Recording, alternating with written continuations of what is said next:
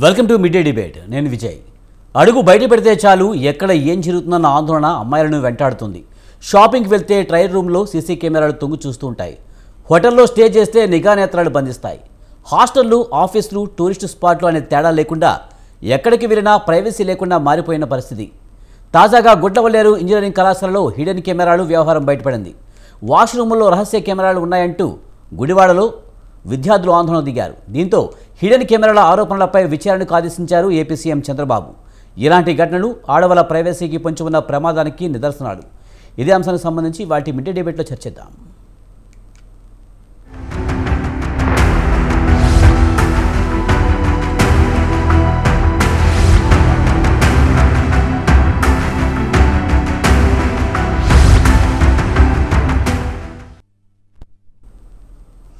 మహిళల గురించి గొప్పగా చెప్పే మన దేశంలో ఆడవాళ్లకు భద్రత ఉందా? మొన్న కలకత్తా ఘటన మర్చిపోకముందే ఇప్పుడు ఏపీలో ఒక ఇంజనీరింగ్ కాలేజీలో రహస్య కెమెరాలు పెట్టిన ఘటన అయితే వెలుగు చూసింది. దీనికి సంబంధించి మనతో మాట్లాడేందుకు రమాదేవి గారు, 5వ రాష్ట్ర అధ్యక్షురాలు, అలాగే ప్రొఫెసర్ మురళీ మనోహర్ గారు విద్యావేత్త మనతో ఉన్నారు. వారితో మాట్లాడదాం. ముందుగా రమాదేవి గారు నమస్తే అండి. నమస్కారం అండి. మేడం, మహిళల అత్యాచారాలు, హత్యలు, వేధింపులు ఈ మధ్యకాలంలో ఎక్కువ అవుతున్నాయి. మన దేశంలో మహిళలపై అఘాయిత్యాలు పెరుగుతున్నాయి అనుకోవచ్చా? ఇటీవల కలకత్తా ఘటన మరొక ముందే ఏపీలో అయితే ఒక ఇంజనీరింగ్ కాలేజీలో సీక్రెట్ కెమెరాలు అమర్చిన ఘటన అయితే ఇప్పుడు వెలుగు చూస్తుంది. ఎలా చూడాలంటారు? ఒక ప్రమాదకర పరిస్థితిని ఇవన్నీ చూపిస్తున్నాయని చెప్పేసి అనుకోవాలి.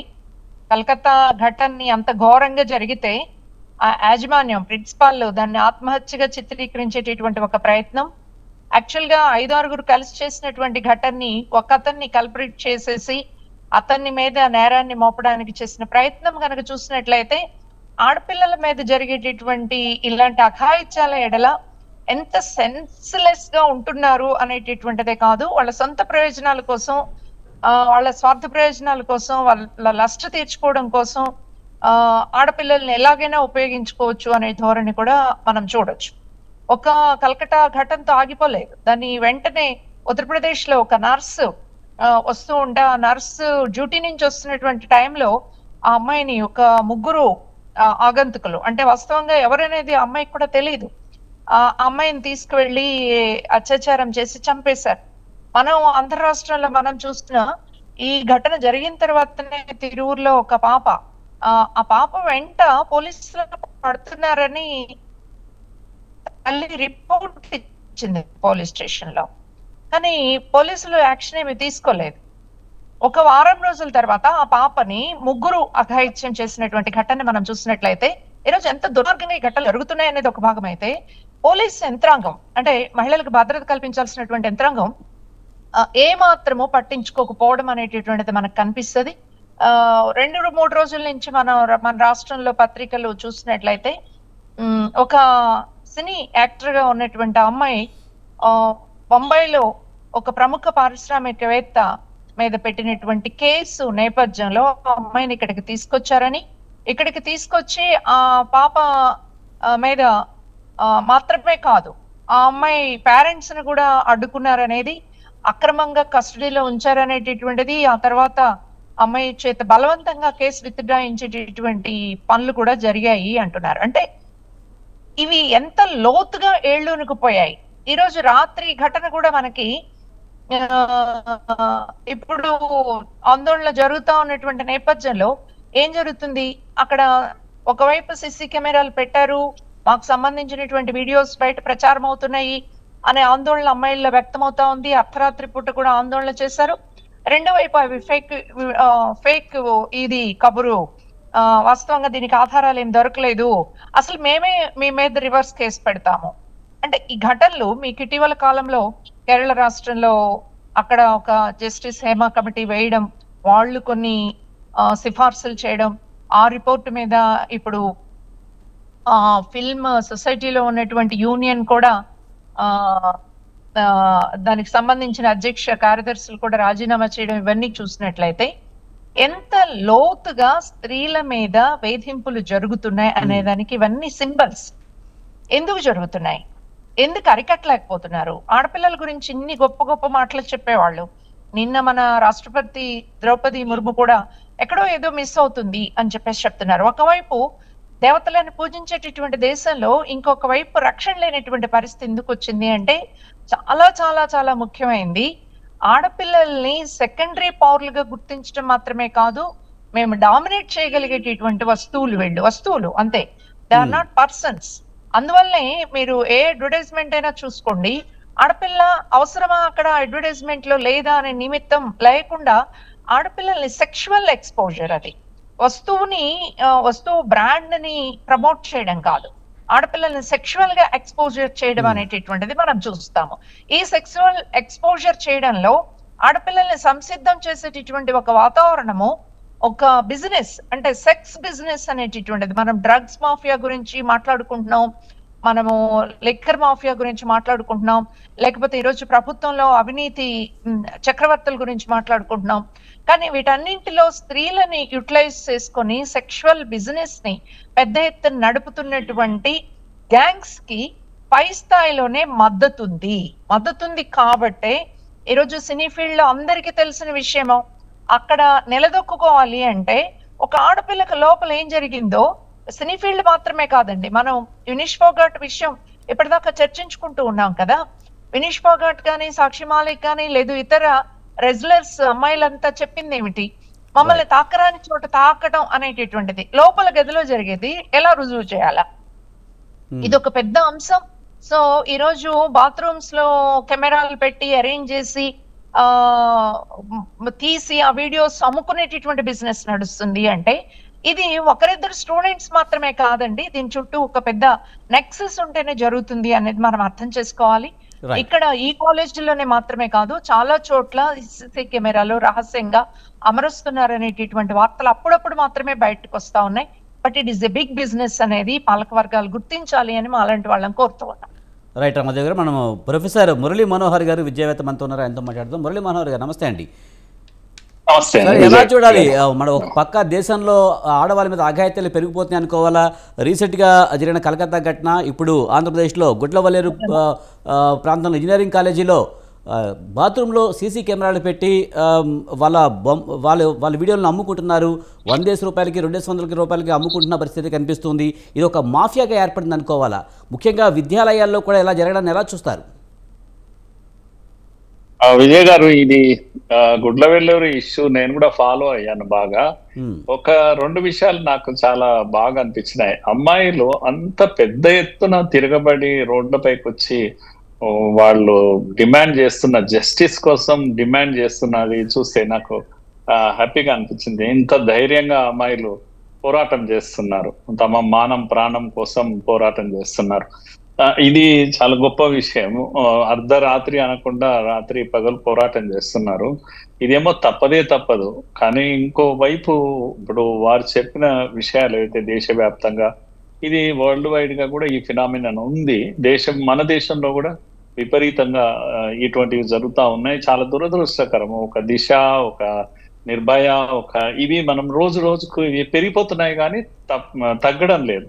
చట్టాలు ఎంత బలమైన చట్టాలు వస్తున్నా కూడా ఎక్కడ కూడా సమస్యలు తగ్గుతున్నట్టు కనిపించడం లేదు. అందుకే నాకు అనిపిస్తున్నది ఏంటంటే, బేసిక్ గా మగాళ్ళు అంతా కూడా మృగాళ్ళు అయ్యారన్నంత వరకు మీడియా రాయడం మొదలుపెట్టింది.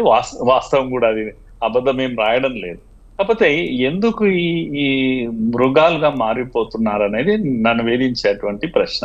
ఎక్కడో లోపం ఉంది, ఎక్కడో మనము పెంపకంలో లోపం ఉంది, లేకపోతే మనము వాల్యూస్ ఇవ్వడంలో పిల్లలను తయారు చేయడం. Problem is with my personality. నా చుట్టూ గన్ పెట్టి, నా చుట్టూ ఇది పెట్టి బంధించి నన్ను నేరస్తుడు కాకుండా, నేరం చేయకుండా కట్టుదిట్టం చేస్తారా? ప్రభుత్వాలు చేస్తాయా? నేను నేరస్తున్నప్పుడు నా problem is with my mind. కనుక నేరస్తుడు నేరం చేయాలనేటువంటి కోరిక, నేర ప్రవృత్తి, దాన్ని చంపకపోతే మనము దీన్ని ఏ రోజు కూడా అరికట్టలేము. ఇది ఒక ఇష్యూ, అది అట్లా పక్కకు పెడదాం. కనుక నేర ప్రవృత్తికి రీజన్స్ ఉన్నాయి, ఇవన్నీ మనం చూద్దాం. కానీ ఇంకోవైపు కెమెరా విషయం, మనము ఇప్పుడు టెక్నాలజీ పెరుగుతున్నందుకు సంతోషిస్తున్నాం. టెక్నాలజీ నేరస్తుని పట్టిస్తుంది. కనుక బస్ స్టాండ్ లో, రైల్వేస్ లో, అక్కడ ఇక్కడ పెట్టే ఎన్నో కెమెరాలు వీళ్ళను నేరస్తులను పట్టిస్తున్నాయి. వాడిని నేను ఎక్కడ దొరకను అనుకునేవాడు ఈజీగా ఒక కెమెరాలో దొరికిపోతున్నాడు. కనుక కెమెరాలకు డిమాండ్ పెరిగిపోయింది. పెరిగిపోతున్నటువంటి సందర్భంలో టెక్నాలజీ బాగా ఉపయోగపడుతుంది అని మనం ఆనందిస్తున్న సమయంలో ఇదే టెక్నాలజీ ఇదిగో ఇలాంటి నేరస్తులను తయారు చేస్తుంది. విజయ్ అనేవాడు ఈరోజు అక్కడ కెమెరా పెట్టాడు అమ్మాయిల హాస్టల్లో. దుర్మార్గుడు ఆ అమ్మాయిల వీడియోలు అమ్ముకుంటున్నాడని చెప్తే భయమేస్తుంది. అసలు ఎక్కడ సేఫ్ ప్లేస్ ఎక్కడ ఉంది? Where is the safe place for the girls అని? హాస్టల్స్ లో ఇలా జరిగితే, కాలేజెస్ లో ఇలా జరిగితే ఎంత భయకంపితులు అయ్యారో. నేను ఒక పక్క వాళ్ళని ప్రశంసిస్తున్నాను. వాళ్ళు చేసిన ఉద్యమము, వాళ్ళ యొక్క ఇది అర్ధరాత్రి అందరూ కలిసి ఒక్కటే మాట్లాడడం అనేది ఇది గొప్ప విషయమే. కానీ వాళ్ళలో భయం కూడా కనిపిస్తుంది నాకు. వాళ్ళు ఊహించుకుంటున్నారు, అయ్యో ఈ కెమెరాలో మేము కూడా దొరికామేమో అని. వాళ్ళ యొక్క ప్రెషర్ ఆ ముఖంలో కనిపిస్తుంది. 100 కెమెరాలు అమ్ముకున్నాడు వాడు అని. ఎక్కడ మరి ఎవరు ఎలా కాపాడుకోవాలి ఈ పిల్లలను? మన పిల్లలను, అమ్మాయిలను అమాయకంగా నమ్మి వస్తున్నారు కదా మీ కాలేజీకి. మేనేజ్మెంట్స్ కు ప్రాపర్ డైరెక్షన్స్ ఉన్నాయా? ఎంత నిర్లక్ష్యంగా మాట్లాడుతుంటారు మేనేజ్మెంట్స్. లక్షల రూపాయలు కలెక్ట్ చేసుకుంటారు, డబ్బు తీసుకునే వరకే వాళ్ళ దృష్టి ఉంటుంది. తర్వాత ఏమవుతుంది? ఆ సెక్యూరిటీ ఇది మేము ప్రొవైడ్ చేస్తున్నామా హాస్టల్స్ లో కానీ బాత్రూమ్స్ లో కానీ ఇవన్నీ కూడా డబ్బు వసూలు చేస్తున్నటువంటి వాళ్ళది బాధ్యత. అలాగే యోయో హాస్టల్ సంబంధించి, హోటల్ సంబంధించినటువంటి శంషాబాద్ విషయం కూడా గణేష్ అనేవాడు కెమెరాలు పెట్టాడు. వాడు బాధ్యత కెమెరాలు పెట్టాడు. కపుల్స్ యొక్క ప్రైవేట్ దీంట్లో బెడ్రూమ్స్ లో వీటిల్లో రికార్డ్ చేశాడు, బ్లాక్మెయిల్ చేస్తా ఉన్నాడు. కనుక నా 2 విషయాలు దీంట్లో ఉన్నాయి. ఒకటేమో టెక్నాలజీ ఎంత బాగా యూజ్ చేయాలని, టెక్నాలజీ నుంచి ఎంత జాగ్రత్తగా దూరం ఉండాలి. ఈ 2 విషయాలు. మురళీ మనోహర్ గారు, మనం ఈ ఘటన చూస్తే కనుక గుడ్లవల్లేరు ఇంజనీరింగ్ కాలేజీలో దాదాపుగా ఈ ఘటన దాదాపు 2 సంవత్సరాల నుంచి జరుగుతున్నట్టుగా తెలుస్తుంది మనకి. ఈ 2 సంవత్సరాల నుంచి దాదాపుగా 300 నుంచి ఫోటోలు, వీడియోలు కూడా బయటకు వెళ్తున్న పరిస్థితి కనిపిస్తుంది. 2 ఏళ్ల నుంచి జరుగుతుంటే ఇప్పుడు బయటపడింది. అది ఇదే నేను మేనేజ్మెంట్ అటిట్యూడ్స్ ఏ విధంగా ఉన్నాయని. ఎన్ని లక్షల డబ్బులు వసూలు చేసింటారు వాళ్ళు. పిల్లలు చెప్పారు, అప్పుడప్పుడు చెప్తూ ఉన్నారు, వీళ్ళేమో నిర్లక్ష్యం చేస్తున్నారు. పైగా నిన్న మొన్న ఈ వీడియోలు బయటకు వచ్చినప్పుడు వాళ్ళు చెప్తూ ఉంటే కూడా వాళ్ళ బిహేవియర్, ఈ రోజు కూడా వాళ్ళ బిహేవియర్ ఏముంది, ఏమంటున్నారు అంటే ఇది అంతా ఫేక్, ఇది ఫేక్ న్యూస్ అని చెప్పి దబాయించే ప్రయత్నం చేస్తున్నారు. అంటే తమ కాలేజీ యొక్క పరువు బయటపడకూడదు, తమ కాలేజీ పేరు అమ్మాయిలు ఏమవుతున్నారు అనేది వాళ్ళకు లీస్ట్ వరీడ్.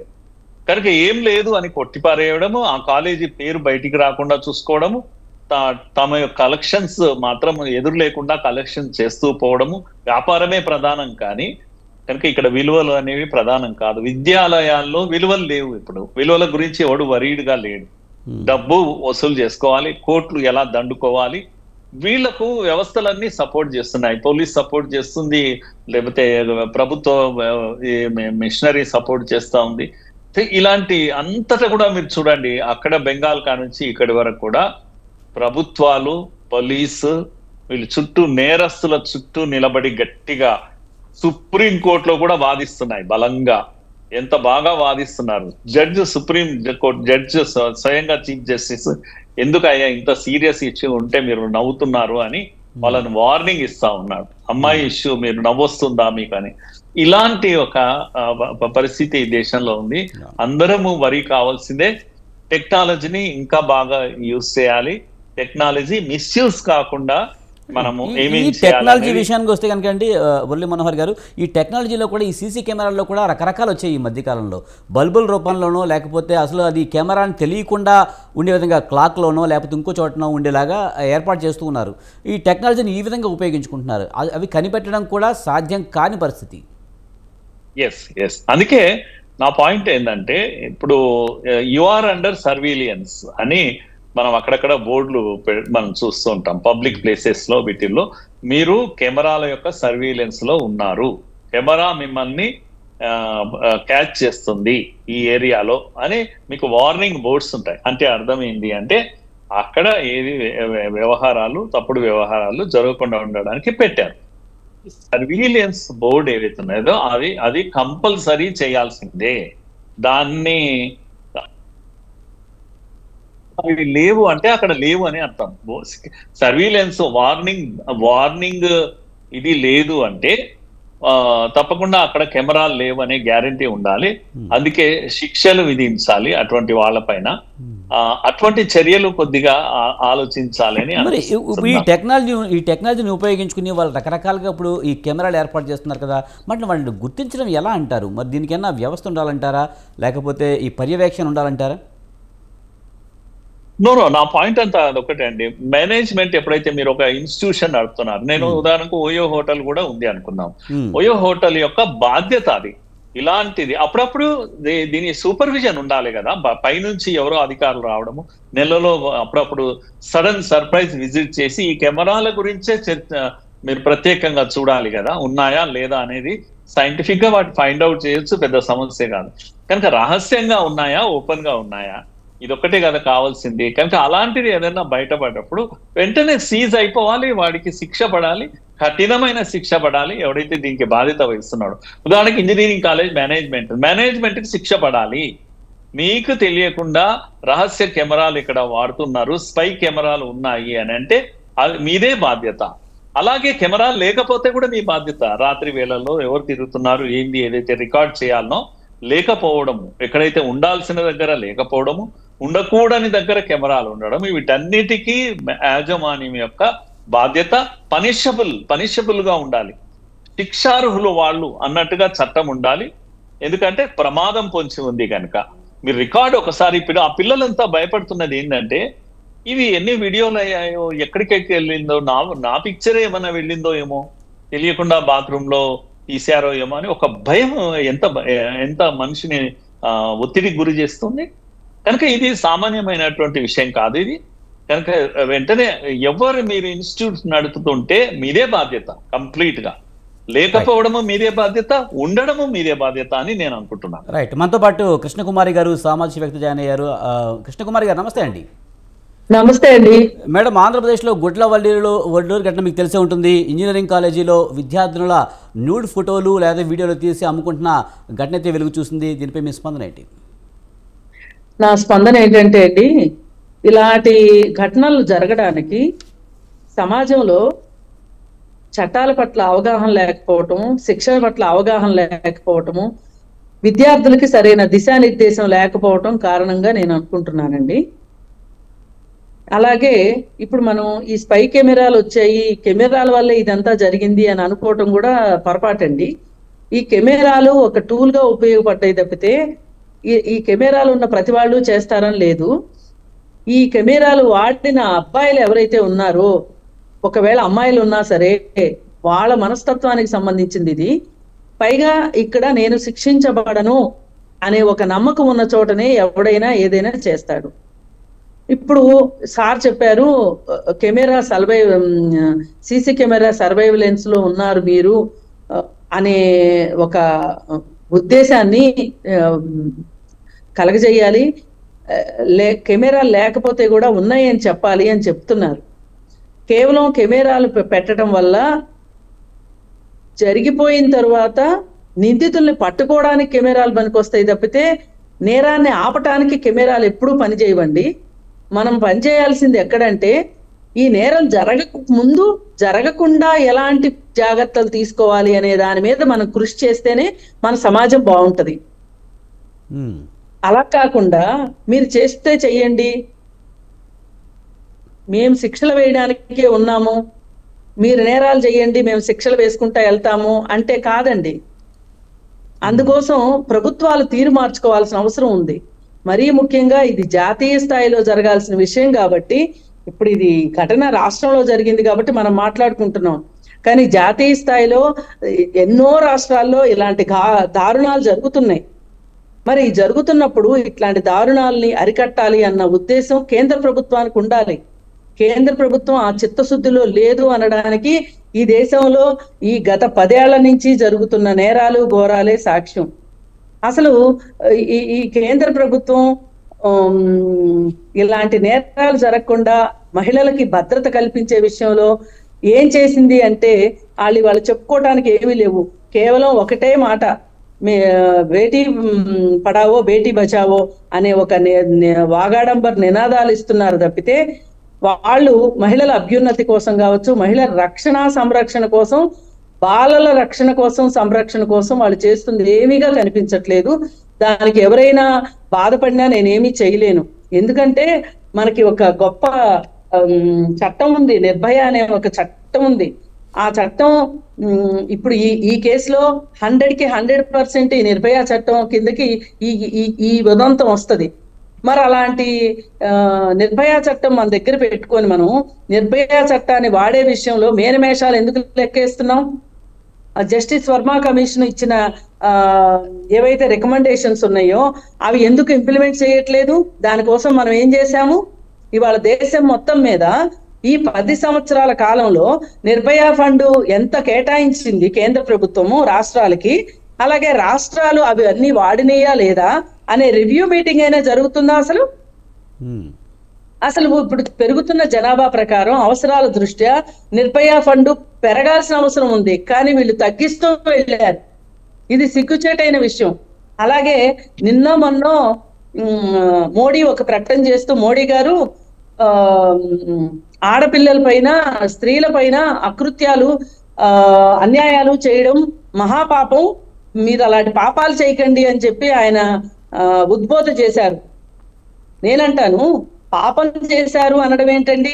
అది పాపం ఎట్లా అవుతుంది? అది చట్ట ఉల్లంఘన అవుతుంది. ఇంకా ఏ కాలంలో ఉన్నాం మనం పాపాలు పుణ్యాలు బేరీజు వేసుకోవడానికి? అసలు పాపం అంటే భయపడటము, పుణ్యాలు చెయ్యాలి అనుకునే పరిస్థితిలో ఇవాళ సమాజం ఉందా? లేదు. పాపం చేస్తాము, పాప పరిహారం చేసుకుంటాము అనేటట్లు సమాజం తయారైంది. ఇవాళ ప్రజలకి చెప్పవలసింది, మనకి చట్టాలు ఉన్నాయి, ఈ చట్ట ప్రకారం మీరు శిక్షార్హులు అవుతారు, అలాగే మీ పరిరక్షణ కోసం ఈ చట్టాలు ఉన్నాయి, మీరు ధైర్యంగా ఉండండి అని మహిళలకు చెప్పాలి. మహిళల పట్ల ఇలా అనుచితంగా ప్రవర్తించే వాళ్ళకి చట్టాలతోటి మీకు సమాధానం చెప్తాము, చట్టం ద్వారా శిక్షిస్తాము అని చెప్పాలి తప్పితే మేము మహిళల్ని పూజిస్తున్నాము, మహిళల్ని గౌరవిస్తున్నాము, మహిళలు ఎక్కడైతే గౌరవించబడతారో అక్కడే దేవతలు నర్తిస్తారు, ఇలాంటి కథలు చెప్పే కాలం చెల్లిపోయిందండి. ఇప్పుడు ప్రతి వారిని చట్ట ప్రకారంగా అవగాహన కల్పించాల్సిన అవసరంలో ఇవాళ సమాజం ఉంది. కానీ కృష్ణకుమారి గారు, నిజానికి చట్టాలు కఠినంగా ఉన్నా, నిజంగా దిశ ఘటనలో ఎన్కౌంటర్ చేశారు, అలాగే నిర్భయ ఘటనలో ఉరి తీశారు, అయినా ఇలాంటివి జరగడానికి ప్రధాన కారణం ఏమంటారు? అంటే వ్యవస్థ ఫెయిల్యూర్ అయిందంటారా?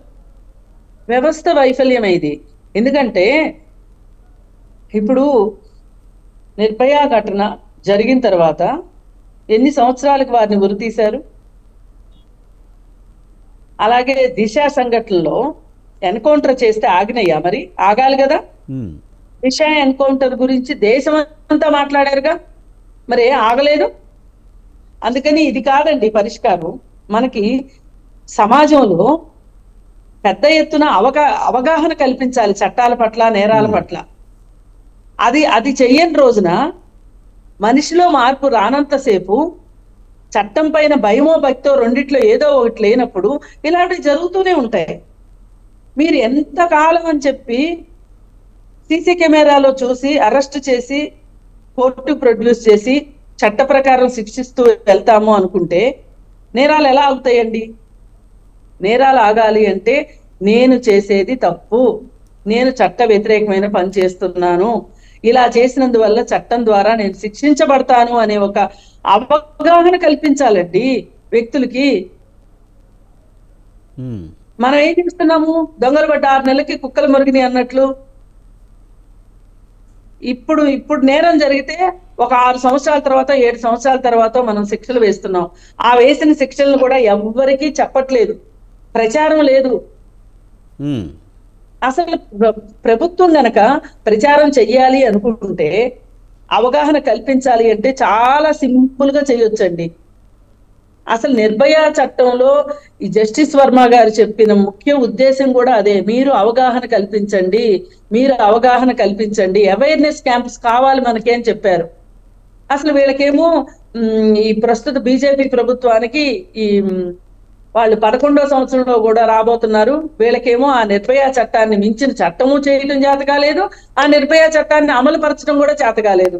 వీళ్ళు ఏంటంటే చాలా నామోషిగా ఫీల్ అవుతున్నారు. కాంగ్రెస్ వాళ్ళు తెచ్చిన చట్టాన్ని మేమెందుకు వాడాలి అన్నట్లు. Right. అలా అని మీరు ఏమైనా చేశారా అంటే ఏమీ చేయలేదు. దీనికి ఎవరు చెప్తారండి సమాధానం? ఇప్పుడు గోవాలో ఏదో ఎగ్జిబిషన్ లోనో మాల్లోనో ఎక్కడో చేంజింగ్ రూమ్స్ లో సీసీ కెమెరాలు ఉన్నాయని చెప్పి స్మృతి ఇరానీ గారు పెద్ద హడావుడి చేశారు. అలాంటివి ఈ రోజుకి జరుగుతూనే ఉన్నాయి. సాక్షాత్తు మీ కేంద్ర మంత్రికే అలా జరిగింది కదా, అలాంటప్పుడు మీరు ఏం చర్యలు తీసుకున్నారు? ఇది ఆగటానికి ఇన్ని సంవత్సరాల మీకు? రైట్. కృష్ణకుమార్ గారు ఇంకా మాట్లాడదామండి. రామాదేవి గారు, ముఖ్యంగా చదువుకునే చోట ఇలా జరగడాన్ని ఎలా చూడాలి? యాజమాన్యాలు కూడా వాటిని బయటికి రాకుండా చేస్తున్న పరిస్థితి కనిపిస్తుంది. ముఖ్యంగా యాజమాన్యాలు ఇలాంటివి ప్రోత్సహిస్తున్నారనే అనుమానం కూడా కలుగుతున్న పరిస్థితి. ముఖ్యంగా ఈ గుడ్లవల్లేరు ఘటనలో అయితే హిడెన్ కెమెరాల వ్యవహారంలో ఫైనల్ ఇయర్ ఈ విద్యార్థి అయితే ఈ ఘటనకు పాల్పడినట్టు తెలుస్తుంది. ఒక మహిళ కూడా ఆమెకు అతనికి సహకరించినట్టు తెలుస్తుంది. ఎలా చూడాలి? విజయ్ గారు, మీరు ఇంతకుముందు మాట్లాడుతూ దీన్ని వ్యవస్థ వైఫల్యంగా చూడొచ్చా అని కూడా ఒక మాట అడిగారు. అవును. అట్లాగే ఇప్పుడు ఈ ఘటనలో మగవాళ్ళు మాత్రమే కాదు, అబ్బాయికి సహకరిస్తున్నటువంటి సాటి విద్యార్థిని, మీరు యూనివర్సిటీ నాగార్జున యూనివర్సిటీలో ఋషితేశ్వరి అనే ఒక అమ్మాయి ఆత్మహత్య చేసుకున్నటువంటి ఘటన గుర్తుండుంటుంది. అక్కడ ప్రొఫెసర్ కొంతమంది విద్యార్థుల సహకారంతో ఆడపిల్లల్ని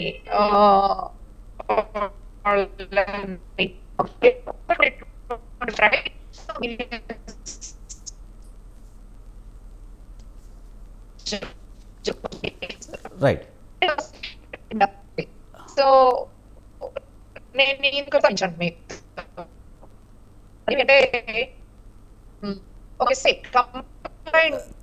రమాదేవి గారు, మీ వాయిస్ ఏదో ప్రాబ్లంగా ఉన్నట్టుందండి. మీ వాయిస్ రావడం లేదు, సరిగా కట్ అవుతుంది. మీరు ట్రావెలింగ్లో ఉన్నట్టున్నారు, వాయిస్ అది కట్ అవుతుంది. ఒకసారి ఆగి మాట్లాడగలుగుతారా? ఈలోపు మురళీ మనోహర్ గారు, మీరు ఎలా చూస్తారు? ముఖ్యంగా ఈ హిడెన్ కెమెరాల వ్యవహారంలో యాజమాన్యాలు దాదాపు 2 సంవత్సరాల నుంచి జరుగుతున్నాయి. ఇప్పటికీ ఇప్పుడు బయటపడింది అంటే ఇంతకుముందు యాజమాన్యాలకు తెలియకుండా జరుగుంటే అవకాశం ఉందంటారా? ఇప్పుడు కూడా అమ్మాయిలు ఏదో సెన్స్ చేశారు, ఇష్యూను బయటికి తీసుకొచ్చారు. వాళ్ళు బహుశా ఎవరో ఒకరు ఇద్దరు అమ్మాయిల వీడియోలు కూడా వాళ్ళకు కనపడి ఉంటాయి. అందుకోసమే ఇదంతా జరిగింది. లేకపోతే ఇప్పుడు కూడా అలాగే జరిగేది, తెలియకుండా ఎన్నో వీడియోలు బయటకు వచ్చేవి. అందుకే నేను అంటున్నాను, మేనేజ్మెంట్స్ డబ్బు సంపాదించే జోష్ లో వాళ్ళు ఈ సెక్యూరిటీ కూడా ఇవ్వాలి. అమ్మాయిల లైఫ్ కానీ అబ్బాయిల లైఫ్ కూడా అంతే అనుకోండి. సెక్యూరిటీ అనేది చాలా ముఖ్యమైనది. దానికి పూర్తి బాధ్యత మేనేజ్మెంటే తీసుకోవాలి. సూపర్విజన్ ఉండాలి, పోలీస్ సూపర్విజన్ కానీ ప్రభుత్వం సూపర్విజన్ కానీ ఇవేవీ లేవు. ఏడాదికి ఒకసారి పరీక్షలు కండక్ట్ చేయడం, ఏడాదికి ఒకసారి డబ్బులు వసూలు చేసుకోవడం, వీటిలోనే కోట్ల రూపాయలు గడించడము, వీటిలోనే ఉన్నారు. కానీ మీరు ఇలాంటివి జరుగుతున్నాయి, బాత్రూంలో కెమెరాలు ఉన్నాయి, లేకపోతే హిడెన్ కెమెరాస్ ఉన్నాయి అనేటువంటి ఇది బాధ్యత. ఎందుకంటే భయం లేదు వాళ్ళకు, చట్టాలు ఉన్నాయి, మా పైన చర్యలు తీసుకుంటాయి అనేటువంటి ఇది లేదు, భయం లేదు. అప్పుడప్పుడు సడన్ గా సర్ప్రైజ్ విజిట్స్ ఉంటాయి, ఎవరో వస్తారు, చూస్తారు, ఇలాంటి విషయాలు కూడా పట్టించుకుంటారు. ఉదాహరణకు చాలా అంటే మురళీ మనోహర్ గారు, ఇలాంటి ఘటనలు చేసేటప్పుడు వాళ్ళకి ఇది తప్పు అని తెలుసు, అంటే ఇది దొరికితే శిక్షలు పడతాయని తెలుసు, అయినప్పటికీ కూడా ఇలా చేస్తున్నారంటే తప్పించుకోవచ్చు అనే ఒక కాన్సెప్ట్ కూడా వాళ్ళకి ముందే తెలుసుకుని దాని దగ్గర వ్యూహరచన చేసుకుని దిగుతున్నారు అనుకోవచ్చా? తప్పకుండా. వాళ్ళకు ఈ డబ్బున్న వాళ్ళకు ఒక ప్రాబ్లం ఏముందంటే, చట్టాన్ని తమ చేతిలో పెట్టుకుంటారు, పోలీసుని ఇన్ఫ్లుయెన్స్ చేస్తారు, అధికారులను ఇన్ఫ్లుయెన్స్ చేస్తారు. కనుక తప్పించుకోవడానికి అన్ని మార్గాలు ఉన్నాయి కనుకనే వాళ్ళని అడిగే వాళ్ళే లేరు అంటున్నారు. తర్వాత నేరం అయ్యాక తప్పించుకోవడం వేరే విషయం, తప్పకుండా తప్పించుకుంటారు, వాళ్ళ పవర్ఫుల్ పీపుల్ కనుక ఇవన్నీ ఉన్నాయి. కానీ దానికన్నా ముందు జాగ్రత్తగా ఉండాలి. మమ్మల్ని ఎవరో చూస్తున్నారు, పరిశీలిస్తున్నారు, మా పైన ఏదో ఒక సూపర్విజన్ ఉంది, సడన్ గా వస్తారు, చర్యలు తీసుకుంటారు, మా కాలేజీ క్లోజ్ అయిపోతుంది, నా వ్యాపారం నడవదు అన్నప్పుడు వాడికి భయం ఉంటుంది. అలాంటి భయం లేదు కదా ఎక్కడ కూడా. ఏ కాలేజీ యజమానికి ఇటువంటి భయం లేదు, ఏ హోటల్ యజమానికి ఈ భయం లేదు, అసలు సూపర్విజన్ లేదు వాళ్ళ పైన. ఇలాంటివి చర్యలన్నీ కూడా law and order problem. Law and order అని అంటాం. హత్యలు జరిగినా, మానభంగాలు జరిగినా ఇది లా అని అంటాం. లా అండ్ ఆర్డర్ ఎవరు చూడాలి? అణువున చూడాలి. దేశం అంతా కూడా, ఇంత సువిశాల దేశంలో 140 కోట్ల ప్రజలను అణుగున ప్రతి కానిస్టేబుల్, ప్రతి పోలీస్ స్టేషన్, ప్రతి ప్రభుత్వము, లోకల్ ప్రభుత్వము, రాష్ట్ర ప్రభుత్వము, కేంద్ర ప్రభుత్వం అందరూ కలిసి చూస్తే కూడా నేరాలు తగ్గవు. ఎవడో ఒకరిని అడ్డం వచ్చిన బ్లేమ్ చేసుకుంటూ కూర్చోవడం కాదు కదా మనకు. కనుక మన యొక్క పోలీస్ యొక్క వ్యవస్థ ఎంత ఉంది అంటే ఒక కానిస్టేబుల్ కనుచూపు మేరలో మాత్రమే చట్టం పనిచేస్తుంది అని చెప్తూ ఉంటారు. అంటే అర్థం ఏంటంటే నేను సైకిల్ పైన వెళ్తున్నా, ఇద్దరం ముగ్గురం కూర్చొని పోకూడదు, కానీ పోతున్నాను, పోయేటప్పుడు దిగుతాను, ఆ పోలీసు కనుచూపు ఎక్కడ అయిపోతుందో అక్కడ మళ్ళీ ఎక్కుతాము, ముగ్గురం ఎక్కుతాం, వెళ్తాం. ఇది కదా చట్టం ఈ దేశంలో. ఎవరు చూడాలి దీన్ని, ఎవరు సూపర్వైజ్ చేయాలి?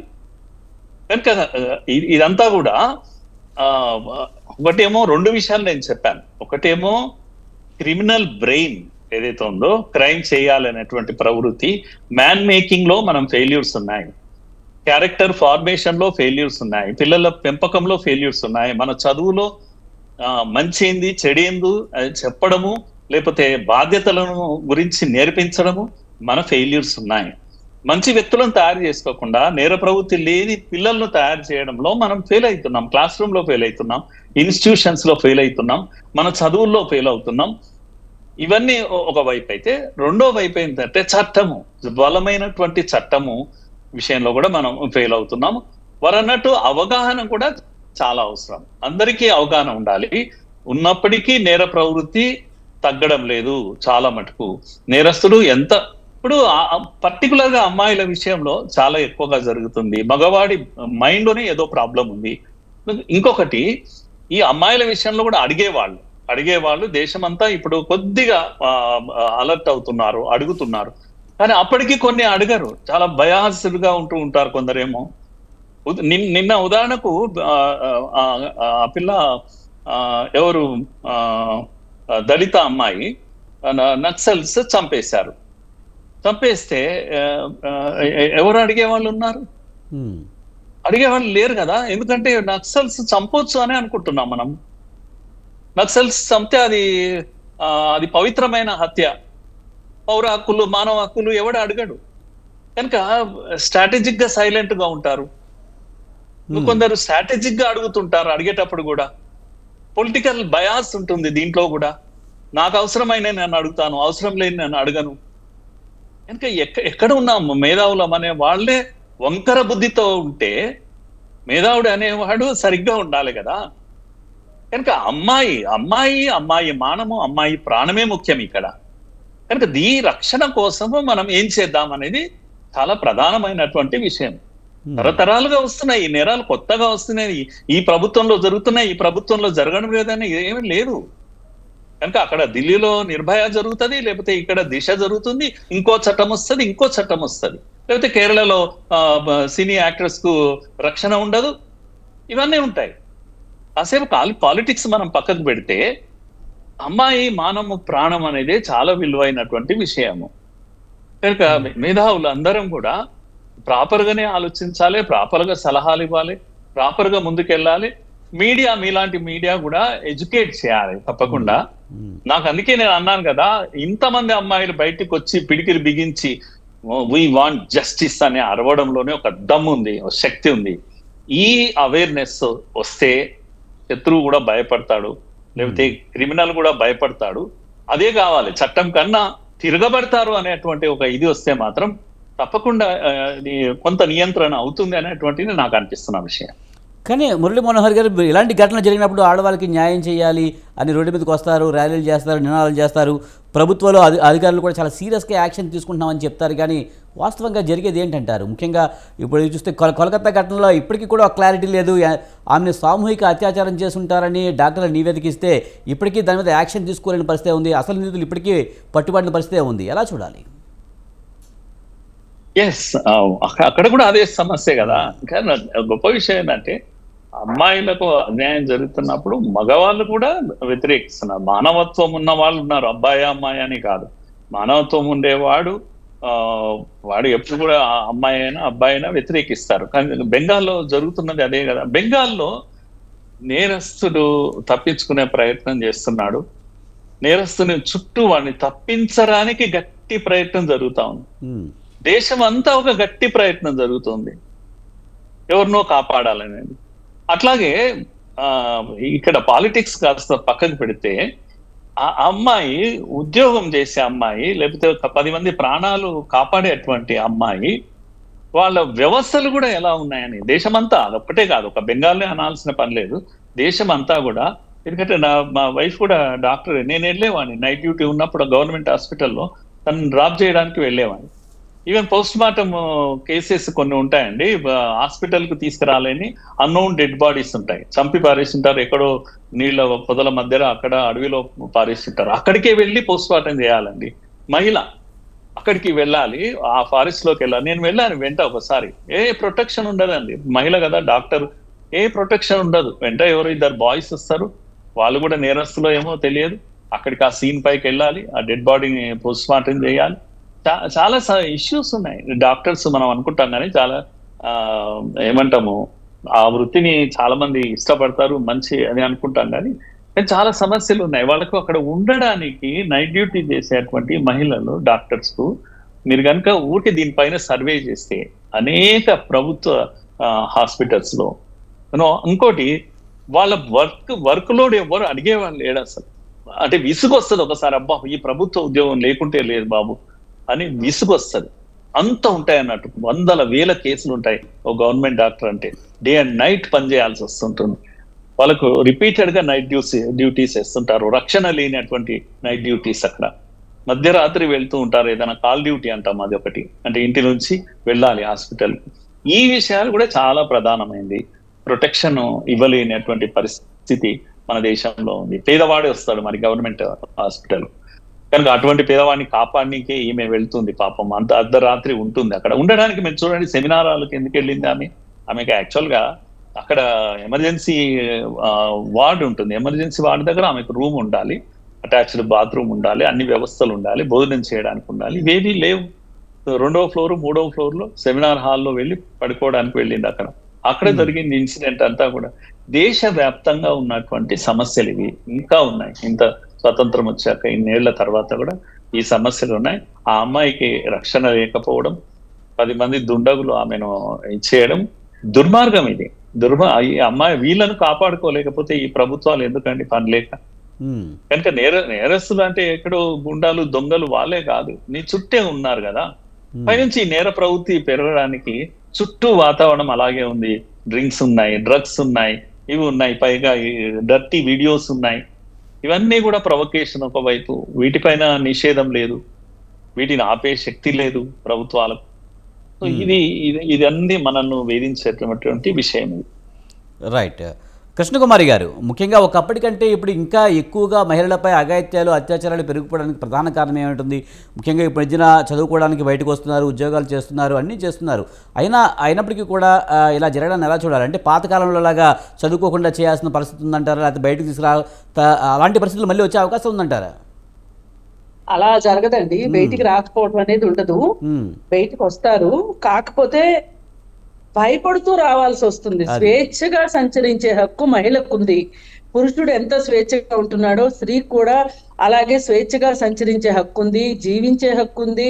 అలాగే అసలు పుట్టే హక్కు, పుట్టిన తర్వాత పెరిగే హక్కు, పెరిగిన తర్వాత చదువుకోవడము, చదువుకున్న తర్వాత ఉద్యోగం చేయడము, ఆస్తి హక్కు, అలాగే ఇష్టమైన వ్యక్తిని పెళ్లి చేసుకునే హక్కు, అలాగే పిల్లల్ని కనాలా వద్దా అనే హక్కు, ఇట్లాంటి చాలా హక్కులు ఉన్నాయండి. అయితే ఈ హక్కులన్నిటినీ కలిపి ఒక మాట ఏమంటాము అంటే జెండర్ గ్యాప్ కింద చూస్తాం దీన్ని. ఈ హక్కులన్నీ మహిళకు ఉన్నాయా లేవా మన దేశంలో అని. ఇప్పుడు పురుషుడికి ఉంది కదా, అబ్బాయి పుట్టే అల్లారు ముద్దుగా పెంచుతారు, మహారాజును పెంచినట్టు పెంచుతారు, ఏం కావాలంటే అది చదివిస్తారు. అలాగే ఏ అమ్మాయిని పెళ్లి చేసుకుంటానంటే అమ్మాయిని పెళ్లి చేసుకుంటు, ఇప్పుడు నేను చేసుకోను అంటే ఊరుకుంటారు. అలాగే ఇలా రకరకాలుగా ఆస్తి హక్కు ఉంది అతనికి, ఇన్ని హక్కులు ఉన్నాయి పురుషుడికి, కానీ స్త్రీకి లేవు. ఈ గ్యాప్ ఏదైతే ఉందో, జెండర్ గ్యాప్ ఏదైతే ఉందో, ఇది ప్రధానంగా స్త్రీకి ఆటంకంగా ఉంది. అలాగే రక్షణ వ్యవస్థలు సరిగా లేవు. జీవించే హక్కు ఉంది మహిళకి, ఆ జీవించటం కూడా హింస లేని జీవితాన్ని గడిపే హక్కు ఉంది.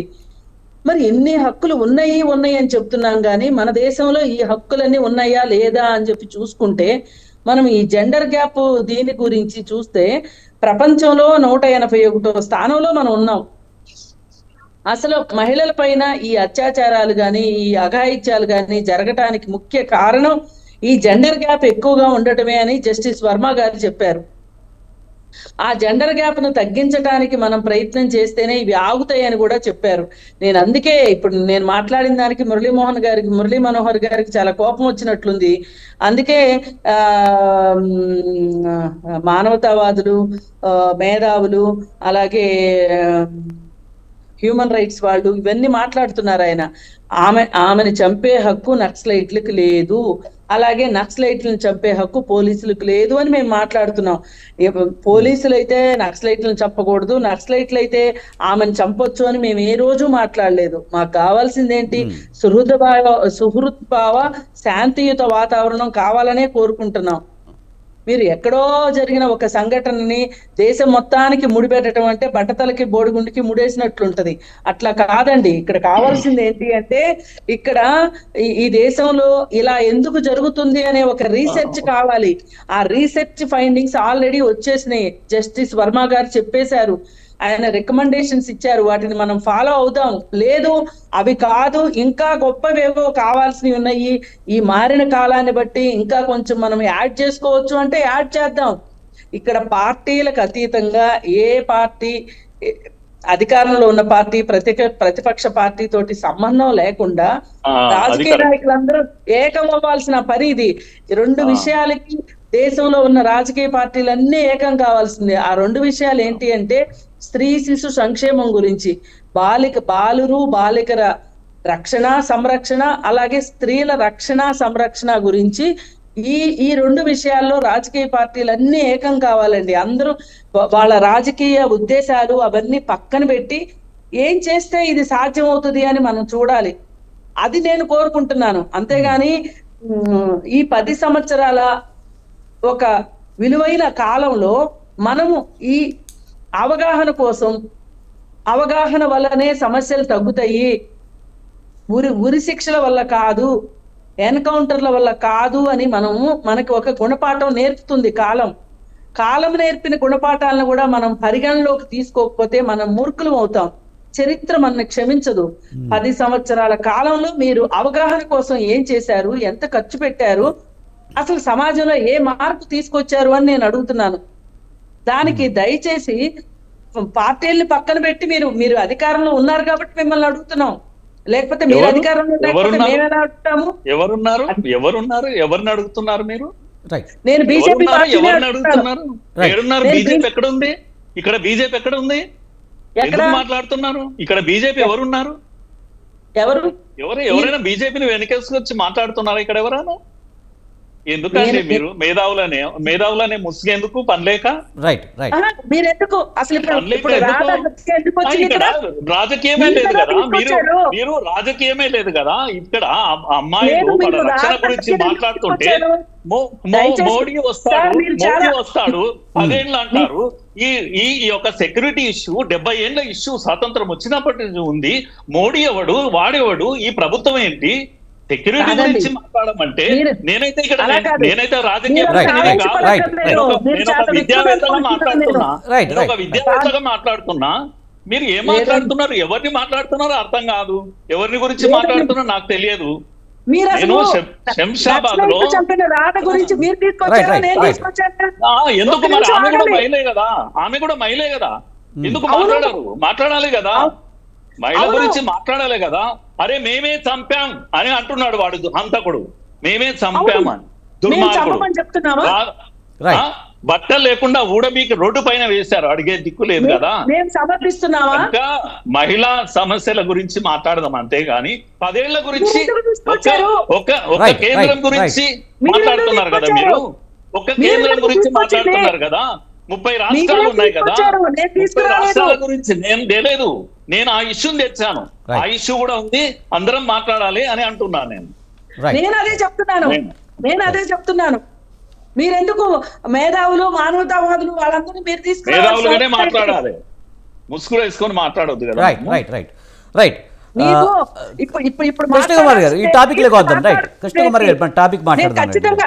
కాదంటే నేను ఖచ్చితంగా నిలదీస్తాను బీజేపీ గవర్నమెంట్ ని. ఇందులో ఏమీ డౌట్ లేదు. ఇందులో రెండు నా ఆలోచనలు పాయింట్ వాళ్ళ నా అధికార పాయింట్ కూడా పౌరులతో అదే నా మాట్లాడతాం. పాయింట్ కూడా అదే ఖచ్చితంగా మాట్లాడతాం. మీరు బరాబర్ ఒక్క బీజేపీ కాదు, అన్ని ప్రభుత్వాన్ని నిలదీయండి, అన్ని ప్రభుత్వాలను అడగండి తప్పకుండా. ఒక్క మోడీ కాదు నేరస్తుడు, మీరు బయాస్డ్ గా ఉన్నారు. ఒకటే టార్గెట్ 10 years మోడీ, ఇదొక టార్గెట్ తో మాట్లాడుతున్నారు. పాపం మీ మైండ్ మొత్తం ఒక పొలిటికల్ బయాస్డ్ గా మాట్లాడుతున్నారు, ఇష్యూ బయాస్డ్ గా మాట్లాడలేదు అనేది మీకు చెప్తున్నాను నేను, అంతే. రైట్. కృష్ణకుమారి గారు కంటిన్యూ చేయండి. ఒకటేనండి నేను కోరుకునేది, ఇక్కడ కావాల్సింది ఏంటి అంటే మనకి ఎవరెవరిని ఏం మాట్లాడుకున్నారు అనే దానికన్నా పని ఏం జరిగింది, ఎంత జరిగింది అనేది మనకు కావాలి. ఇవాళ మహిళ పరిస్థితి భారతదేశంలో బాగలేదు. అవునన్నా కాదన్నా, ఎవరికి నచ్చినా నచ్చకపోయినా ఈ సమస్యని మనం ఎట్లా గట్టెక్కిస్తాం, ఇది మనకు కావాలి. దీనికోసం మనం ఏం చర్యలు తీసుకుంటది ప్రభుత్వం, ఇది ప్రభుత్వమే చేస్తది. మీరు నేను ఏం చేస్తాం, మనం సూచనలు చేయగలము, మాట్లాడగలం, కానీ ప్రభుత్వం ఏదైనా ఒక ప్రోగ్రామ్ తీసుకుంటే దాన్ని కావాలంటే కానీ కృష్ణకుమార్ గారు, యువతలో కూడా మార్పు రావాల్సిన అవసరం లేదంటారా? ముఖ్యంగా వాళ్ళు ఈ మధ్యకాలంలో చూస్తాం, ఎఫ్బీలోను, ఇన్స్టాగ్రామ్లో, లేకపోతే వాట్సాప్లోనూ రకరకాల టెక్నాలజీ పేరుతో వాటిని వినియోగించడం, ఫ్రెండ్షిప్ అని మొదలుపెట్టి లవ్ దాకా వెళ్ళడం, తర్వాత ప్రైవేట్ వీడియోస్ని బయటపెట్టి బ్లాక్మెయిల్ చేయడం, ఇదంతా యువతలో కూడా మార్పు రావాల్సిన అవసరం ఉందంటారా? ఖచ్చితంగా మార్పు రావాలండి. ఇది మనకి ఈ 21వ శతాబ్దంలో టెక్నాలజీ ప్రసాదించిన మహాప్రసాదం ఇది. మనము ఈ టెక్నాలజీని ఎవరు ఎంత ఎలా వాడుకోవాలి అని తెలియని వాళ్ళకి తీసుకొచ్చి మన మోటువాడికి మొగలు పువ్వు ఇచ్చినట్లు అయింది. ఈ టెక్నాలజీ అసలు నిజంగా ఎవరు వాడుకుంటున్నారు, ఎంత వాడుకుంటున్నారు, ఎలా మనం ఫ్రీ ఫ్రీ ఫ్రీ అసలు మన దగ్గర ఇది ఉంటది కదా నెట్ అవసరం ఉన్న వాళ్ళకి, అవసరం లేని వాళ్ళకి నెట్ ఇచ్చేసామండి. పైగా అది ఫ్రీ నెట్ ఇచ్చాము ఒకప్పుడు. ఇప్పుడు కూడా చవకే. వేరే దేశాలతో పోలిస్తే మన దేశంలో ఆరోగ్యము విద్య కంటే కూడా నెట్ చౌక. అసలు మన దేశంలో మనకు కావాల్సింది ఏంటి? విద్య, వైద్యము, ఆరోగ్యము, తిండి, వీటి మీద మనం పెట్టాలి శ్రద్ధ. భవిష్యత్ తరాన్ని బాగు చేసుకోవాలి అంటే విద్య అందించాలి, అలాగే ఆరోగ్యంగా ఉండాలి అంటే వైద్య సదుపాయాలు ఉండాలి. మరి వాటి మీద మనం శ్రద్ధ కంటే కూడా ప్రభుత్వం ఇదేదో కావాలని చేసేసిందని కూడా నేను అనను. ఇంత టెక్నాలజీ అవసరం లేదు మనకి, ఈ నెట్ అవసరం లేదు, ఇంత నెట్ అవసరం లేదు. టెక్నాలజీ పెరిగింది ఒకందుకైతే దాన్ని ఉపయోగించుకుని మిస్యూజ్ చేస్తుంది యువత. ముఖ్యంగా యువతలో మార్పు రావాలి, అలాగే తల్లిదండ్రులు కూడా వాళ్ళని గైడ్ చేయాల్సిన అవసరం అంతేనా ఉంది. ఈ విషయంలో కూడా అవగాహన అవసరం. ప్రతి దాంట్లోనే అవేర్నెస్ అవేర్నెస్ క్యాంప్స్ పెట్టాలి, అవేర్నెస్ ఇవ్వాలి. స్కూల్ స్థాయి నుంచి విశ్వవిద్యాలయం స్థాయి వరకు అవగాహన చాలా అవసరము. ఈ అవగాహన ఇచ్చే విషయంలో మనం చాలా వెనకబడిపోతున్నాము, అసలు పట్టించుకోవట్లేదు. అది అసలు మన ప్రాధాన్యతలోనే లేదు. అది కావాలి ఇవాళ. ఇప్పుడు ఇలాంటి మైండ్ సెట్ ఉన్న పిల్లలు, ఎందుకు ఈ పిల్లలు ఇలా తయారవుతున్నారు అంటే, మనం విచ్చలవిడిగా గంజాయి ఇచ్చేస్తాం, సరఫరా అవుతుంది, విచ్చలవిడిగా మద్యం దొరుకుతుంది, సిగరెట్లు తాగుతున్నారు పిల్లలు, పైగా ఈ పోర్న్ వీడియోస్ చూస్తున్నారు. ఇవన్నీ చూస్తుంటే వీళ్ళు పైగా ఈ సెల్ ఫోన్ ఒకటి, స్మార్ట్ ఫోన్ వచ్చిన తర్వాత వాళ్ళ మధ్యలో జరిగే వ్యక్తిగత వ్యవహారాలని కూడా రికార్డ్ చేసి వాటిని బ్లాక్మెయిల్ చేస్తున్నారు. ఇట్లా చేసే వాటి విషయంలో మనం మనకున్న చట్టాల ప్రకారం ఏ విధంగా వాళ్ళలో మార్పు తీసుకురావాలి, ఏ విధంగా శిక్షించాలి, నేరం చేసిన వాళ్ళని ఎలా శిక్షించాలి, నేరం చెయ్యాలి అనుకునే వాళ్ళని ఎలా మార్చాలి అనే విషయంలో మనం ఒక దీర్ఘకాలిక ప్రణాళిక, అలాగే ఒక స్వల్పకాలిక ప్రణాళిక వేసుకోవాలండి. ఆ విషయంలో మనం ఫెయిల్ అవుతున్నాం. అసలు మన విద్యా విధానంలోనే చిన్నప్పటి నుంచి వాళ్ళ వయసుకు తగ్గట్లుగా వాళ్ళకి చట్టాల పట్ల అవగాహన కలిగించాలి. జెండర్ గ్యాప్ విషయంలో జెండర్ గ్యాప్ కరెక్ట్ కాదు అనేది నేర్పించాలి, జెండర్ సెన్సిటివిటీ నేర్పించాలి. ఇవన్నీ చేస్తూ వెళ్ళాలి. వెళుతూ ఇంకొక పక్క సాంస్కృతిక రంగంలో కూడా మార్పులు రావాలి. అంటే ఈ సినిమాలు, వీటిల్లో కూడా మార్పులు తీసుకురావాల్సిన అవసరం ఉంది. అలా చేయకుండా నేను ఏదైనా ఈ విషయం తప్పు అని నేను మాట్లాడితే వెంటనే వేరే వాళ్ళ కోపం వస్తుంది, కానీ నేను జరిగిందే మాట్లాడుతున్నా, జరగంది మాట్లాడట్లా. మొన్న యానిమల్ అనే సినిమాకి ఉత్తమ చిత్రంగా కేంద్ర ప్రభుత్వం అవార్డు ఇచ్చింది. ఆ యానిమల్ సినిమాలో ఏం చూపించారు? వాడు ఒక గన్ వేసుకుని కనిపించిన వాళ్ళల్లా కాలుస్తున్నాడు. కనీసం ఒక పోలీస్ వచ్చి నువ్వు చేసింది తప్పు అని చెప్పి చట్టం దృష్టికి తీసుకెళ్ళకపోవటము, చట్టం అతన్ని శిక్షించకపోవటం సినిమా మొత్తం నడిచింది. ఆ సినిమా ఎలా ఉత్తమ చిత్రం అవుతుందండి? ఇలా ఇది చూసి వాడు స్కూల్కి వెళ్ళి ఆ సినిమాలో ఒక స్కూల్ స్థాయిలోనే గన్ను తీసుకెళ్లి వాళ్ళ అక్కని ఏడిపించిన వాళ్ళని కాల్చిన ఘటనను చూసి ఇక్కడ మొన్న 3వ తరగతి పిల్లవాడు ఇంట్లో నుంచి గన్ను తీసుకెళ్లి తన సహ విద్యార్థిని కాల్చాడండి. మనం ఇట్లాంటి సినిమాలు నియంత్రించాల్సిన అవసరం ఉందా లేదా? నియంత్రించాల్సింది పోయి వాటికి ఉత్తమ చిత్రాలు, వాటికి ఉత్తమ నటులు ఇచ్చాము. నేను అభ్యంతరం చెప్తుంది ఇలాంటివి కాంగ్రెస్ ప్రభుత్వంలో జరగలేదా అని కోడిగుడ్డు మీద ఈకలు పీకుతానంటే నేనేమీ చెప్పలేను. ఇప్పుడు జరిగిన దాని గురించి నేను మాట్లాడుతున్నా. అందుకని మనము చాలా వ్యవస్థల్లో వ్యవస్థాగతమైన మార్పులు తీసుకురావాల్సిన అవసరంలో మనం ఉన్నాం. మీరు నన్ను ఎందుకండి పిలిచి అడుగుతున్నారు? నాకేదో ఎంతో కొంత మీ అంత తెలియకపోయినా ఎంతో కొంత తెలుసనే కదా నేను చెప్తుంది. మనము స్కూలు స్థాయిలోనే విద్యా విధానంలో కూడా మార్పు తీసుకురావాలి, తల్లిదండ్రుల్లో కూడా మార్పు రావాలి, అలాగే రాజకీయ నాయకుల్లో మార్పు రావాలి. అలా ఉన్నప్పుడు మాత్రమే మనం ఒక మంచి పౌరుల్ని మనం చూస్తాం.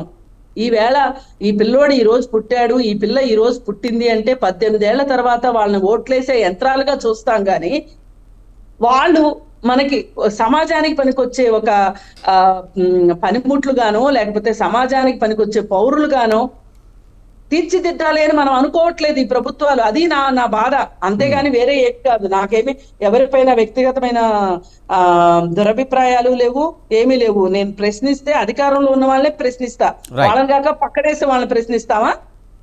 మన దగ్గర అధికారంలో ఉన్న వాళ్ళనే కదా ప్రశ్నిస్తాము. అదండి, ఆ మార్పు రావాలి. ఇలాంటి విషయాల్లో మార్పులు వస్తేనే ఇట్లాంటివి ఆగుతాయి. అంతేగాని నేరం చేసిన తర్వాత శిక్షించినంత మాత్రాన, లేదు ఎన్కౌంటర్ చేసినంత మాత్రాన, ఊరేసినంత మాత్రాన ఈ నేరాలు ఆగవు. మనం నేర స్వభావానికి అడ్డుకట్ట వేయాలి, అప్పుడు మాత్రమే నేరాలు ఆగుతాయి. రైట్. మురళీ మనోహర్ గారు, ఒక అమ్మాయిని చూడగానే వాళ్ళ బాడీ మీద వాళ్ళ క్యారెక్టర్ మీద ఈజీగా మాట్లాడేసి చీప్గా మాట్లాడుతున్న సందర్భాలు మనం చూస్తాం. అదే మన ఇంట్లో ఆడవాళ్ళ గురించి మాట్లాడితే మాత్రం ఆవేశం కట్టలు తెంచుకుంటున్న పరిస్థితి కనిపిస్తుంది. నిజంగా యువతలో ఆ మార్పు రావాల్సిన అవసరం ఉంది, అలాగే అవగాహన పెంచవలసిన అవసరం ఉందని కృష్ణకుమారి గారు అంటున్నారు. మీరేమంటారు? 100% అది కరెక్ట్ అండి. అవగాహన పెంచాలి, మార్పు రావాలి. కానీ మార్పు రావాలి అని కోరుకుంటే వచ్చేది కాదు ఇది. అన్ని వైపులా శతవిధాల ప్రయత్నం జరగాలి. ఉదాహరణకు మనకు మేఘాలయ అనేవాడు ఒక విద్యా విధానం ఇచ్చిపోయాడు, 1835లో ఇచ్చాడు. అదే విద్యా విధానం ఇప్పటికీ కూడా కొనసాగుతా ఉంది. ఈ విద్య ఒక క్యారెక్టర్ ఇవ్వడం లేదు, క్వాలిటీ ఇవ్వడం లేదు, ఉద్యోగం ఇవ్వడం లేదు. ఈ విద్య అందరూ చెప్పేది ఇది. కనుక ఈ విద్యలో ఈ 75 ఏళ్లలో ఇలాంటి మనుషులను తయారు చేసింది, మృగాలను తయారు చేసింది. మార్పు రావాలి, మరి విద్యారంగంలో మార్పు రావాలి. ఈ విద్య మారకూడదు అని కూర్చునే వాళ్ళు కూడా చాలా మంది ఉంటారు ఇట్లనే. కనుక విద్యలో మార్పు రావాలి, విద్యలో వాల్యూస్ పెరగాలి, విలువలు పెరగాలి, అలాగే వొకేషనల్ ఎడ్యుకేషన్ దీంట్లోకి రావాలి. ఇలాంటివి ఒక సమగ్ర విద్య రావాలి, హోలిస్టిక్ ఎడ్యుకేషన్ కావాలి. ఇప్పుడు ఒక ప్రయత్నం జరుగుతూ ఉంది పెద్ద ఎత్తున దేశంలో. దీన్ని ఆహ్వానించాలి. ఆహ్వానించి మనం క్లాస్ రూమ్ లో మంచి పిల్లలను తయారు చేసే విద్య వైపు మనం వెళ్ళాలి అందరం కలిసి. అట్లాగే కుటుంబంలో కూడా 2 ఉంటాయండి ఇక్కడ, విచ్చలవిడితనము తర్వాత హక్కులు. ఈ 2 ఉంటాయి. హక్కులు ఉండాలి తప్పకుండా, పిల్లలకు, ఆడపిల్లలకు, మగపిల్లలకు సమాన హక్కులు ఉండాలి. అట్ ది సేమ్ టైం ఒక రకమైన విచ్చలవిడితనాన్ని హక్కుల పేరు మీద పెంచి పోషించకూడదు. అటువంటి ఒక సూపర్విజన్ ఉండాలి. పిల్లలను తల్లిదండ్రులు ఆ విధంగా చూడాలి. మగపిల్లలు ఆడపిల్లలను సమానంగా పెంచాలి. పెంచేటప్పుడే వాడికి నేను మగవాడిని అనే గర్వం రాకుండా చూడాలి. అమ్మాయి కూడా నేను తక్కువ అనేటువంటి ఆలోచన రాకుండా ఈ పెంపకంలో రావాలి. ఇటువంటి ఒక కుటుంబ వ్యవస్థ రావాలి. కనుక ఫ్రీడమ్ పేరున విచ్చలవిడితనాన్ని రాకుండా చూసుకోవాలి. ఇవన్నీ కూడా మనమే చేయాల్సినటువంటి పనులు. ఇది ప్రభుత్వం చేసేటువంటి పనులు కావు. కనుక మనం ఎక్కడో మిస్ అయిపోతున్నాం. బండి మిస్ అయిపోయి ఎవరినో ఒకరిని బ్లేమ్ చేద్దాం అనేటువంటి పరిస్థితి మనకు రాకూడదు. విద్యావేత్తలు అందరం కూర్చోవాలి, మేధావులు కానీ అందరం ఎంత కూర్చోవాలి. చెప్పినా తల్లిదండ్రులు ఎంత మంచిగా పెంచినా కూడా చెడిపోతున్న పరిస్థితులు కనిపిస్తున్నాయి కదా, స్నేహితుల వల్ల లేకపోతే టెక్నాలజీ వల్ల. ప్రభుత్వ నియంత్రణ కూడా అలాగే ఉండాలి. చుట్టూ వ్యవస్థలు, టెక్నాలజీ ఉంది. ఇంతకుముందు చెప్పినట్టుగా టెక్నాలజీ ఖచ్చితంగా అది మంచి కొరకు ఉపయోగపడాలి. చెడును నియంత్రించేటువంటి వ్యవస్థలు బలంగా ఉండాలి. దాని కొరకు ప్రభుత్వం ఉండాలి. ప్రభుత్వంలో నిజాయితీ పరులు కావాలి. మంచి విద్య ఉంటేనే అక్కడ నిజాయితీ పరులు వస్తారు మళ్ళా ప్రభుత్వంలో కూడా. లేకపోతే ఇలాంటి ప్రభుత్వాలే మనకు దక్కుతాయి. మంచి ప్రజలకే మంచి ప్రభుత్వాలు వస్తాయి. ప్రజలు కూడా మంచి వాళ్ళు కావాలి. రెండు ఉంటాయి, యథా రాజా తథా ప్రజ. ప్రజలు తగ్గట్టుగా రాజా. ఇటువంటి ఒక వ్యవస్థలు ఉన్నాయి కనుక ప్రజలు మంచి వాళ్ళు కావట్లేదు కనుకనే ప్రభుత్వాలు ఇలా ఏర్పడుతున్నాయి, తద్వారా ఇలాంటి ఘటనలు జరుగుతున్నాయి అంటున్నారా? ఏమన్నారు? అంటే ప్రజలు మంచి వాళ్ళు కాదు కనుక ఇలాంటి ప్రభుత్వాలు వస్తున్నాయి, అందుకే ఇలాంటి ఘటనలు జరుగుతున్నాయి అంటారు. రెండు ఉన్నాయి, రెండు ఈక్వల్ గా రెస్పాన్సిబుల్ అవుతాయి. ఇప్పుడు మనము అయ్యో లిక్కర్ తీసుకోవద్దు, డబ్బు తీసుకోవద్దు అని అనుకుంటున్నాం, కానీ పేదరికం కూడా ఒకటి ఉంది. వాడు ఇదే చాలరా దేవుడా అనేటువంటి ఒక కంపల్షన్ కూడా వాడి వైపు ఉంది. కనుక నేనేమంటున్నా అంటే 75 years హిస్టరీ ఒకటి ఉంది మనకు. ఇందులో లెసన్స్ ఉన్నాయి నేర్చుకోవడానికి. ప్రభుత్వం ఎవరి ప్రభుత్వం ఉంది, ఏ పార్టీ ఉంది అనేది సంబంధం లేకుండా మనము సమాజం యొక్క సోషల్ చేంజ్ వైపు వెళ్లాల్సిందే. తప్పకుండా సరిదిద్దుకోవాల్సిందే. వ్యవస్థలను మనం సరిదిద్దుకోవాల్సిందే. మన అమ్మాయిలను మనం కాపాడుకోవాలి అంటే మన అబ్బాయిల బుద్ధులు మారాలి. అందుకే నేను అంటుంటాను ఎప్పుడు కూడా, ఆ అమ్మాయి రాత్రిపూట ఎక్కడికి తిరుగుతున్నావు, సాయంత్రం అయితే ఇంటికి రా అని అంటుంటారు అమ్మాయిలను. అసలు అబ్బాయిలను ఇంట్లో కట్టేసుకుంటే అయిపోయింది. అందుకే యశోద కృష్ణుని కట్టేసింది ఇంట్లో. అబ్బాయిలు ఇంట్లో కట్టేస్తే అమ్మాయిలు నేరం చేయరు కదా బయట. ఊరికే ఫన్నీగా అంటున్నాను. కనుక మారాల్సినవి అందరి బాధ్యత ఇది.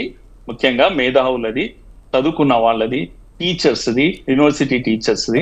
అందరం కలిస్తే మనం అనుకుంటే కలెక్టివ్ రెస్పాన్సిబిలిటీ కానీ ఏ ఒకటి మీద ఒకటి నెట్టేయడం కాదని నా అభిప్రాయం. Right. Thank you Murali Manohar గారు, కృష్ణకుమారి గారు, అలాగే డిబేట్లో పార్టిసిపేట్ చేస్తున్న రామాదేవి గారు. థ్యాంక్ యూ వెరీ మచ్ అండి. ఇది వాటి మిడ్ డే డిబేట్. చూస్తూనే ఉండండి స్వతంత్ర.